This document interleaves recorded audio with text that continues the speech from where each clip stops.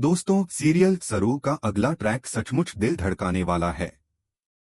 इस बार मैदान में उतर रही है सरोजा और उसकी चाल ऐसी है कि कामिनी के तोते ही उड़ जाएंगे। कहानी की शुरुआत होती है जब सरोजा अचानक चंद्रकांत के घर पहुंचती है। दरवाजे के पास ही खड़ी खड़ी वह देखती है कि सरू दादूसा से बात कर रही है।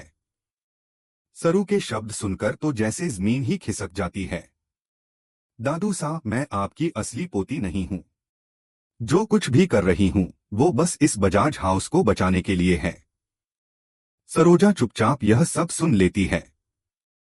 उसके दिमाग में तुरंत एक योजना कौंधती है, क्योंकि वह समझ जाती है कि अगर कामिनी को यह सच पता चला तो सरू की जान खतरे में पड़ जाएगी। कमरे से बाहर निकलते समय सरोजा और भी बड़ी बात सुन लेती है।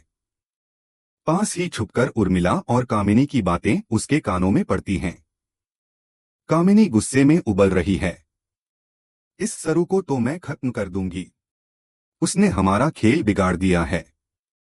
यह सुनकर सरोजा का दिल जोर से धड़कने लगता है। वह समझ जाती है कि अब तुरंत कोई ठोस कदम उठाना पड़ेगा। सरोजा घर लौटते ही कागज कलम निकालती है और चंद्रकांत के नाम एक चिट्ठी लिखती है। उसकी योजना साफ है, कामिनी का ध्यान सरू से हटाना। पत्र में वह लिखती है, चंद्रकांत, जिस लड़की को तुम अपनी पोती समझ रहे हो वह मेरी असली बेटी नहीं है। मेरी बेटी मेरे पास है। सरू किसी और की संतान है। यह झूठी चिट्ठी ही सरोजा का सबसे बड़ा हथियार बनती है।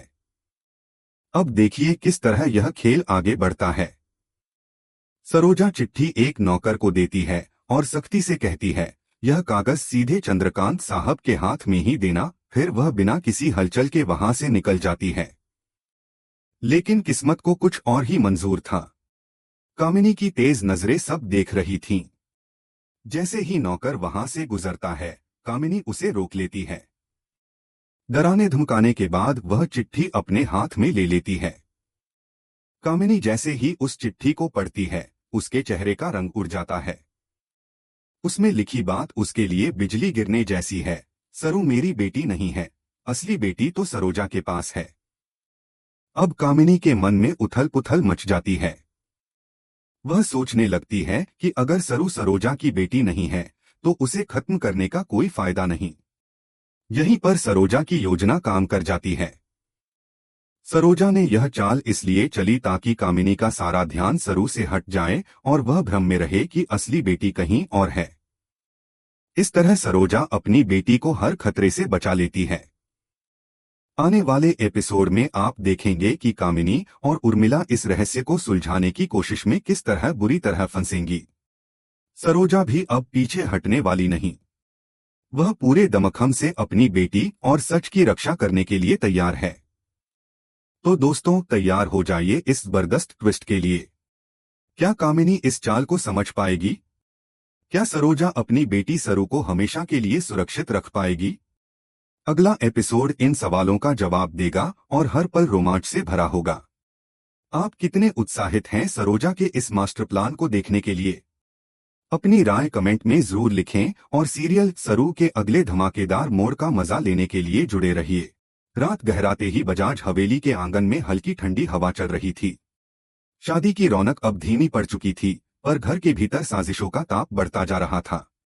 कामिनी अपने कमरे में चक्कर काट रही थी। हाथ में वही खत था जो उसने नौकर से छीन लिया था। शब्द तो वही थे, चंद्रकांत, जिस लड़की के साथ तुम रहते हो वह मेरी बेटी नहीं है। लेकिन हर पढ़ने पर इन शब्दों की चुभन और तेज हो रही थी। कामिनी सोच रही थी, अगर सरोजा की असली बेटी कहीं और है तो मैं किससे बदला ले रही हूँ?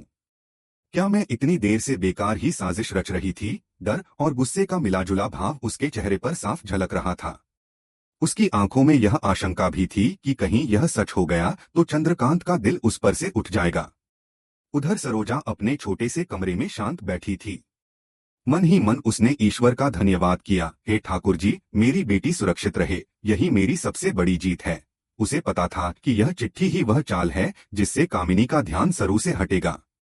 अगली सुबह चंद्रकांत ने दरवाजे पर आकर नौकर से पूछा, कल रात सरोजा यहाँ आई थी? नौकर ने सिर झुकाकर हाँ कहा, पर चिट्ठी के बारे में कुछ नहीं बोला। चंद्रकांत को बात खटक गई। वह सीधे सरोजा के पास पहुंचा। सरोजा ने सहजता से कहा, मैं तो बस आशीर्वाद देने आई थी। उसकी आवाज में ऐसी सादगी थी कि चंद्रकांत 2 पल को चुप हो गया। इधर कामिनी के मन में उथल पुथल मची थी। उसने अपनी साथी उर्मिला को बताया, यह औरत हमें खेल बना रही है। अगर सरू उसकी बेटी नहीं तो हमारी सारी योजना बेकार है।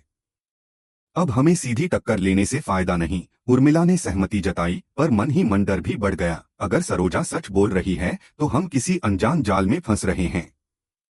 शाम को दादूसा ने पूरे परिवार को हाल में बुलाया। सरू वहां खड़ी थी, आत्मविश्वास से भरी। दादूसा ने सबको देखते हुए कहा, हमारे घर में कुछ न कुछ गलतफहमियां बढ़ रही हैं। मैं चाहता हूं कि सब साफ साफ कहें कि किसे किस बात का संदेह है। कमरे में सन्नाटा छा गया। कामिनी को लगा यह मौका है। वह आगे बढ़ी और बोली, दादूसा, हमें यह जानने का हक है कि सरू कौन है। हमें सच्चाई चाहिए। सबकी नजरें सरू पर टिक गईं। सरू ने गहरी सांस ली, फिर शांत स्वर में बोली, मैंने कभी अपने बारे में झूठ नहीं बोला। अगर किसी को मुझ पर शक है तो यह उनका भ्रम है। मैं यहाँ इस परिवार को जोड़ने आई हूँ, तोड़ने नहीं। उसकी बातों में इतनी सच्चाई थी कि कई लोगों की आंखें नम हो गईं।